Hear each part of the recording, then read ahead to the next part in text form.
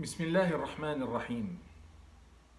Il est une valeur admirable qui fait partie intégrante des valeurs de la foi et qui peut, en cas de défaut, écorcher cette dernière et mettre quiconque l'ignore en porte-à-faux avec le Seigneur. Abdullah ibn Omar radiyallahu anhu rapporte que le prophète sallallahu alayhi wa sallam passa un jour devant un monsieur qui exhortait son frère à la pudeur. Il lui dit alors: laisse-le donc. La pudeur fait partie intégrante de la foi. مر رسول الله صلى الله عليه وسلم على رجل من الأنصار وهو يعظ أخاه في الحياء فقال عليه الصلاة والسلام: دعه فإن الحياء من الإيمان. Autrement dit, tu n'as pas besoin de l'y inviter du moment qu'il a la foi. Ou encore, s'il a un soupçon de foi, il ne peut être que pudique. Mais la question qui se pose est celle de la signification de la pudeur. Car il est vrai que quand on parle de pudeur, on a tendance à penser au fait d'avoir honte au moment de s'exprimer, quelle que soit la voie d'expression choisie. Et certains l'assimilent aussi à la timidité. Or, ce n'est pas de cela qu'il s'agit.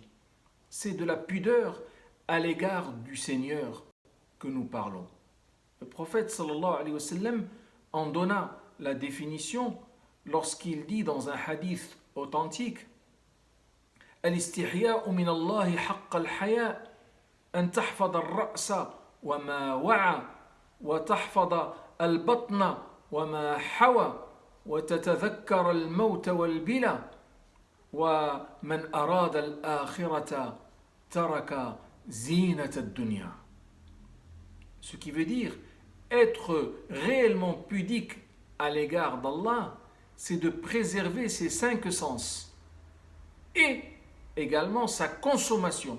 Et préserver de quoi? Et préserver de l'interdit. Puis, d'avoir toujours une pensée par rapport à la mort et du retour vers Dieu et de renoncer aux délices ici-bas en faveur de la félicité de l'au-delà. Comment alors mettre en œuvre cette valeur si prisée alors que je suis confiné en pleine crise sanitaire? Le but est de faire revivre en nous cette notion de pudeur en nous préservant de sortir de chez nous pour un oui ou pour un non, sans réelle raison valable.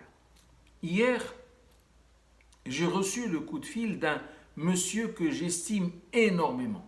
Il m'a appelé pour me demander si, après 15 jours de confinement total, il pouvait se permettre de sortir pour urgence professionnelle. Et quelles sont les mesures qu'il doit prendre pour protéger le collaborateur qui va devoir le rejoindre sur les lieux de son travail. Je me suis dit, chapeau bas, monsieur. Au moins chez toi, on peut être sûr que la pudeur a réellement pris ses marques. Les raisons qui l'ont poussé à me poser son problème m'ont été clarifiées. Mais je vais les taire. Et je peux vous assurer qu'elles certifient la conclusion à laquelle je suis arrivé. Pardon, Seigneur. Amen.